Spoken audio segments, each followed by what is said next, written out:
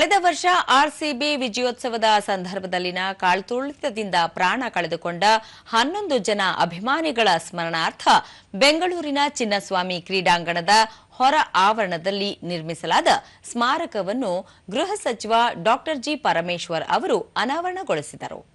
ಈ ಸಂದರ್ಭದಲ್ಲಿ ಶಾಸಕರಾದ ಎನ್ಎ ಹ್ಯಾರಿಸ್, ವಿಧಾನ ಪರಿಷತ್ ಸದಸ್ಯರಾದ ಡಿಎಸ್ ಅರುಣ್ ಕುಮಾರ್, ಕೆಎಸ್ಸಿಎ ಅಧ್ಯಕ್ಷರಾದ ವೆಂಕಟೇಶ್ ಪ್ರಸಾದ್, ಆರ್ಸಿಬಿ ಸಿಇಒ ರಾಜೇಶ್ ಮೆನನ್ ಸೇರಿದಂತೆ ಮತ್ತಿತರರು ಉಪಸ್ಥಿತರಿದ್ದರು.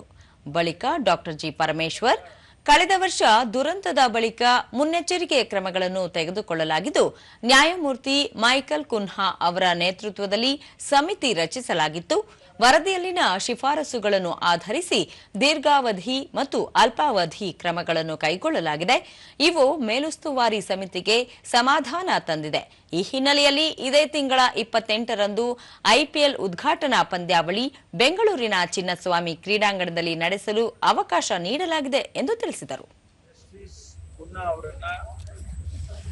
ಕಮಿಷನ್ ನೇಮಕ ಮಾಡಿ ಅವರು ಒಂದು ವರದಿಯನ್ನ ಕೊಟ್ಟಿದ್ದಾರೆ. 28ನೇ ತಾರೀಕು ಏನು ಮ್ಯಾಚ್ಗಳನ್ನ ಆಡೋದಕ್ಕೆ ಅನುವು ಮಾಡಿಕೊಟ್ಟಿದೆ ಸರ್ಕಾರ. ಮತ್ತು ಏನೆಲ್ಲ ಕರೆಕ್ಷನ್ಸ್ ಮಾಡಬೇಕಾಗಿತ್ತು ಅದೆಲ್ಲವನ್ನು ಕೂಡ ಅವರು ಮಾಡಿದ್ದಾರೆ.